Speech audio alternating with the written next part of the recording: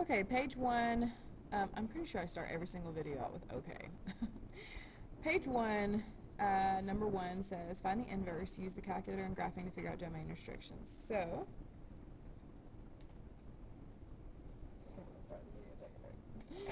the first thing I'm going to do is replace the function notation with y, and then in order to find the inverse, you want to switch the x and the y, and what this will, and then solve for the y, and that will allow me to undo every operation in the exact opposite order that it's applied to the y right now, which will give you the inverse. So I want to undo the subtraction, the square, and the minus 2, so I'm going to add 2 to both sides, which leaves me with x plus 2 equals y minus 1 squared.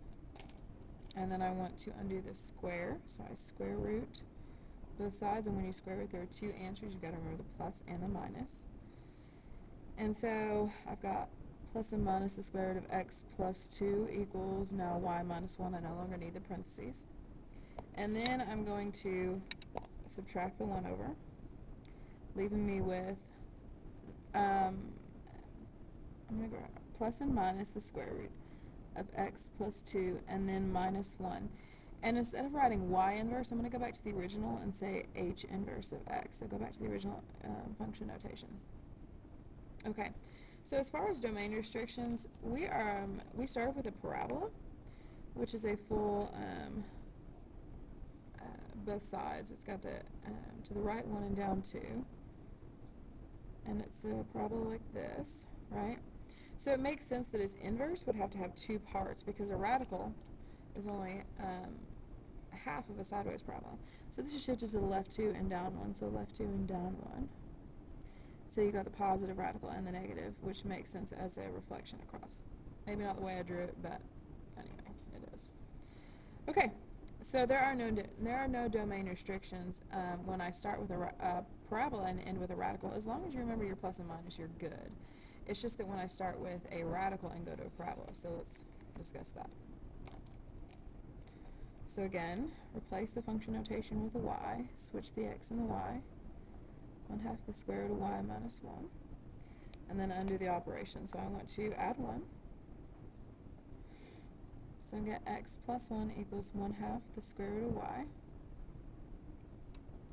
And then I've got a 1/2 in the front, so in order to undo multiplying by 1/2, I'm going to multiply by its reciprocal 2 over 1, which is just 2. So I'm going to multiply both sides by 2. So I've got 2x plus 2. Just kidding. I'm going to leave it as 2 times x plus 1, and I'll explain why in a second. Equals the square root of y. And then I'm going to square both sides to undo the radical. So I square both sides. I have to square the whole side. So I've got that. So I'm going to go back to the function notation. G inverse of x equals. I am going to distribute the square to the 2 and to this quantity. So I've got 4 times x plus 1 squared. If you have on your paper 2x plus 2 quantity squared, you are not wrong, okay? The only reason I'm writing it like this is because I want to be able to explain what's happening graphically. So if you have 2x plus 2 quantity squared, no problem. Okay. Rude. The original problem starts with radical, and it is a radical with a vertical stretch or compression by factor 1/2 and then down 1. So it just looks like this, something like that. Now if you think about its domain and range, its domain is only from 0 to infinity, and its range is from -1 to infinity. And one thing we've learned about inverses is that their domains and ranges should just switch. Hello, phone. The parabola that we have, and this is why I wanted to not distribute the 2. I can see this left 1, right? There's no up and down, just left 1 on a vertical stretch by a factor of 4. So I'm going to go left 1, and normally I would draw a full parabola like this. But when I think about inverses, I know that inverses should be reflections across the diagonal line y equals x. So this right here.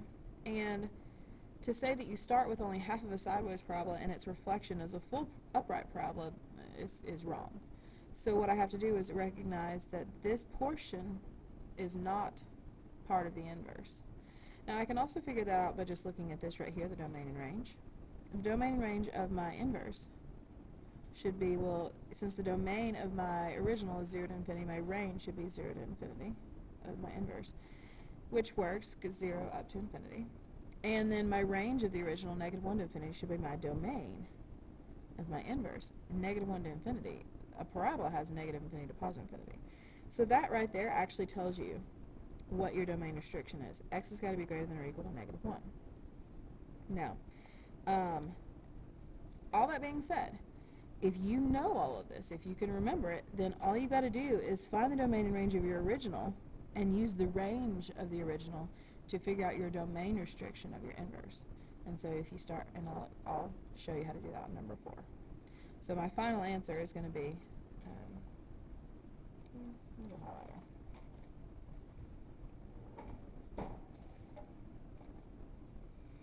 It's going to be this right here.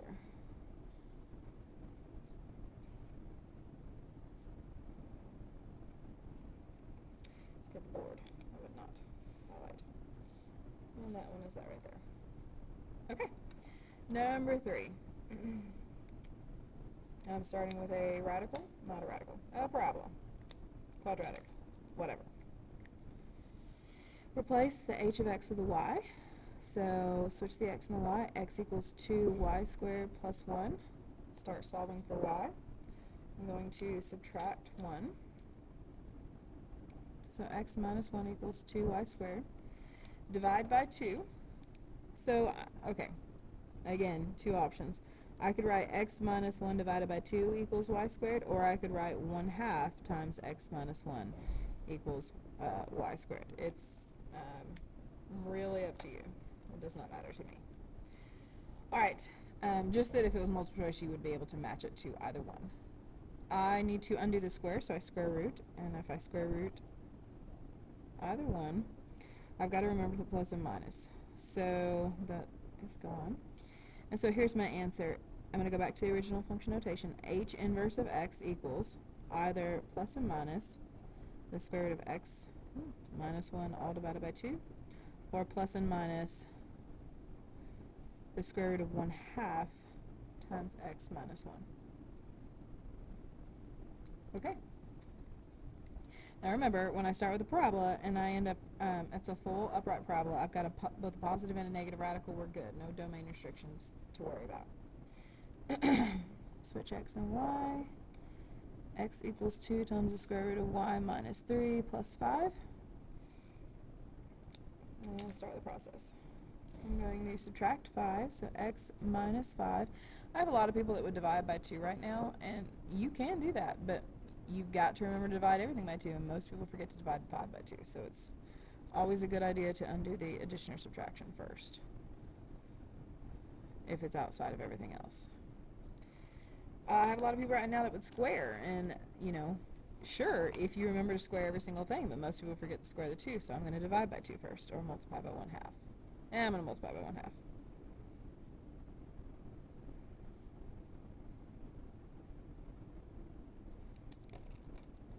And then I've got 1/2 times x minus 5 equals the square root of y minus 3.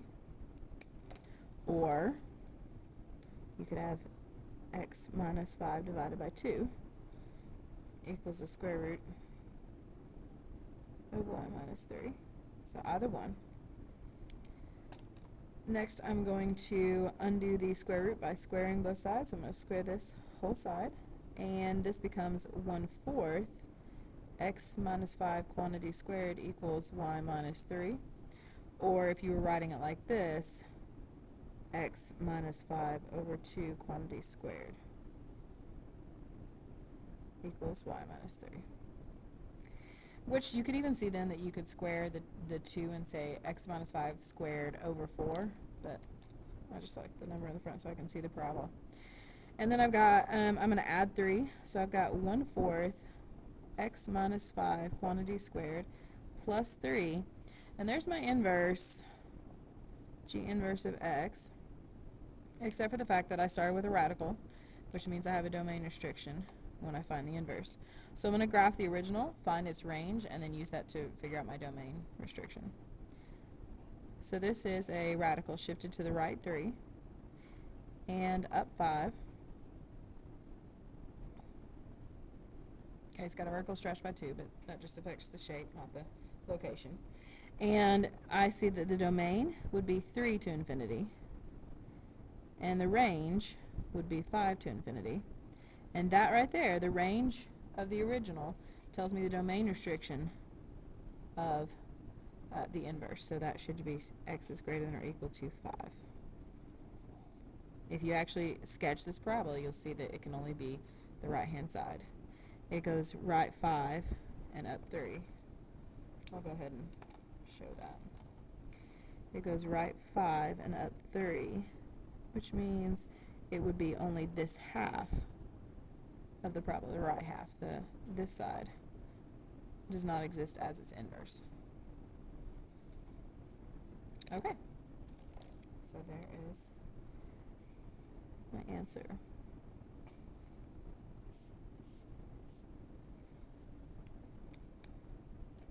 Okay, on number 5, I know. All I need is them to start a tally on how many times I say okay. Not going to keep saying it. Yeah, no kidding. I just tried to say it again. Number 5, I want to determine the degree of the polynomial and find the function using regression. So number 5, anytime I give you a set of data like this and I'm saying determine the degree, it's because I want you to find the successive differences to determine what the degree is. And what we do is we always find the differences between the terms. So you always take the second and subtract the first, the third and subtract the second, the fourth and subtract the third. So we're going to go ahead and do that. Okay, negative 15 minus a negative 59 is negative 15 plus 59, or 59 minus 15, which is 44. 1 minus a negative 15 is 1 plus 15, which is 16. 1 minus 1 is 0. Negative 3 minus 1 is negative 4. 1 minus a negative 3 is 4, and 25 minus 1 is 24. So we know it's not linear, because they're not the same. 16 minus 44, 44 minus 14 would be 30, so 28, so negative 28. 0 minus 16 is negative 16, negative 4 minus 0 is negative 4, 4 minus a negative 4 is 8, 24 minus 4 is 20. And we know it's not quadratic. Negative 16 minus a negative 28 is negative 16 plus 28, or 28 minus 16, that is 12. Negative 4 minus a negative 16 is negative 4 plus 16, that is 12. 8 minus a negative 4 is 12, and 20 minus 8 is 12, which tells me that this is a cubic function. So what I want to do is I want to go to, I want to go to Stat, Edit, and clear out whatever's in there. So go up, clear, enter, up, clear, enter, and let's put in the x's. Negative 2, negative 1, 0, 1, 2, 1, 2, 3, and 4. Negative 59, negative 15, 1, 1, negative 3, 1, and 25. Stat calculate. I'm going to go ahead and do a cubic regression. I don't need to store the regression equation because I'm not going to be doing anything with it. I'm just going to be finding it, so I'm going to go ahead and calculate. And if your r squared is not there, it's okay right here, but I will show you how to get that if you need it in a minute when we do, or in the next, when we do regression again. The other type of problem with regression. This is actually just finding the exact function. So y equals 2x cubed minus 8x squared plus 6x plus 1. And I'm just getting those numbers from that right there. Remember, it says find the function. I want to actually see this function and see your set of differences. Okay.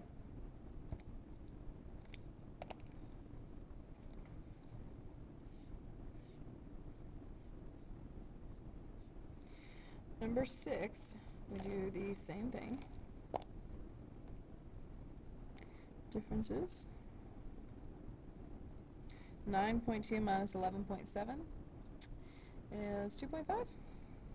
negative 2.5, 9.2 minus 11.7, negative 2.5, 6.3 minus 9.2 is negative 2.9.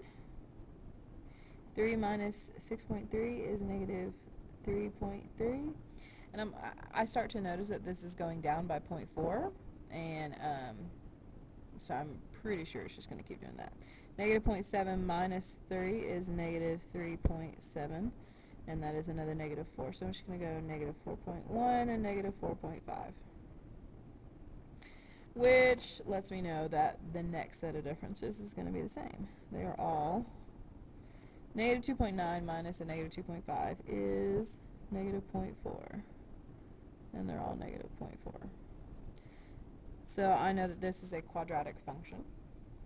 So I'm going to go to Stat, Edit, up, clear, enter, up, clear, enter, negative 3, negative 2, negative 1, 0, 1, 2, 3, 11.7, 9.2, 6.3, 3, negative 0.7, negative 4.8, and negative 9.3. Stat, calculate, I want to do a quadratic regression. So I've got y equals, a is negative 0.2, so negative 0.2 x squared minus 3.5x plus 3. And that is the quadratic with that data.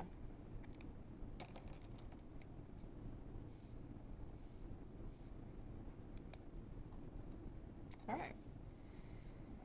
Numbers 7 through 11 say name each polynomial and state the end behavior of each function. So right quick, let's remember our names.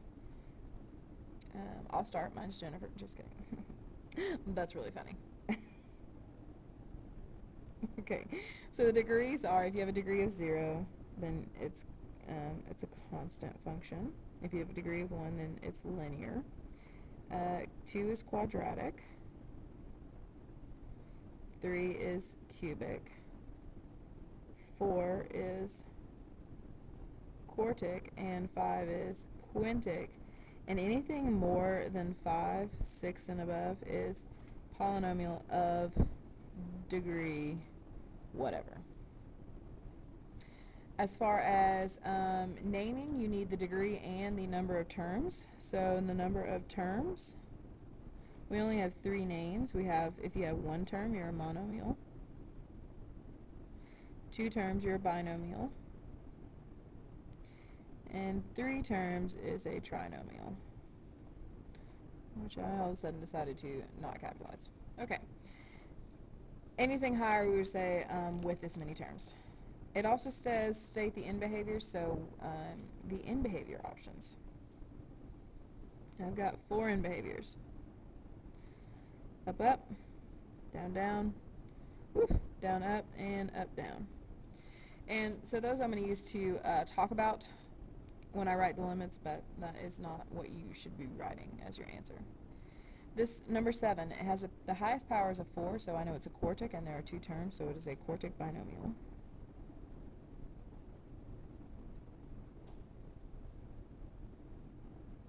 Okay, and then the end behavior. Well, this is an even function because the highest power is a 4, and it has a negative leading coefficient. If I wrote this in standard form, that term would be first. So it is an even function, which means evens go in the opposite, or evens go in the same direction, and a negative leading coefficient makes me go to the negative infinities. So this is the one that we're using, okay, to describe what's happening. I'll go ahead and number those. 3 and 4. So we're using number 2 to describe what happens. So we say the limit as x approaches negative infinity of y, and the limit as x approaches positive infinity of y. Please note that formatting. The x approaches should go underneath the limit, not across the whole entire expression, even across the equal sign. We're taking the limit of y. Now this just means as I go left, when x goes to negative infinity, okay, well we're going to negative infinity. And as we go to the right, when x goes to positive infinity, we're going to negative infinity. So it's just that right there.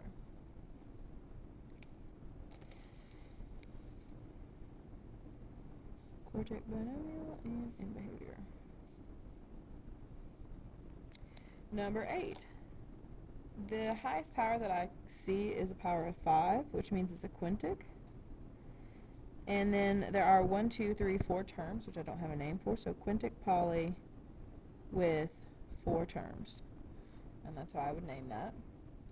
And then in behavior, limit as x approaches negative infinity of y equals, and limit as x approaches positive infinity of y. Guys, if I have these 4 drawn, I have the answers literally right there. Left is up, positive, right is positive, left is negative, right is negative, left is negative, right is positive, left is positive, right is negative. I mean, they're right there in front of you.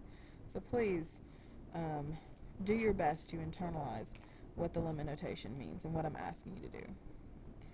This is an odd function because of the power, and then it has a positive leading coefficient. Odd positive, odd's going opposite, we're using number 3 as our guide.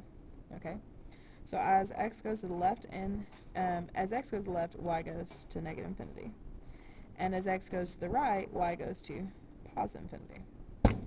And that is that is that. And what's really exciting, guys, is that Mr. Hines is going to take time and he's going to make half of the videos for this. Right, Mr. Hines? He quit. Never mind. Okay. Number 9 is a power of 3, so that is a cubic. And there's only 1 term, so it's a cubic monomial. The in behavior, limit as x approaches positive infinity, and limit as x approaches negative infinity. Alright. On this one, we've got a power of 3, which is odd. So odd's going in opposite directions, we're talking 3 and 4, and it has a negative leading coefficient, which means we start from above and go down. So going left is going up to positive infinity, and going right is going down to negative infinity. And there you go. If you've got that key, if you've got those 4 drawn, those 4 pictures drawn, then it becomes very easy. Number 10, the highest power I see is a 2, which means it's a quadratic. And there are only 3 terms, so it's a quadratic trinomial. The limit as x approaches negative infinity, and the limit as x approaches positive infinity. When you go to the left, well, okay, let's do in behavior. The power is 2, which is even, so we're talking 1 and 2, and the leading coefficient is positive, so I know it goes up, up, so as I go left it goes up, and as I go to the right it goes up, and there's my answer.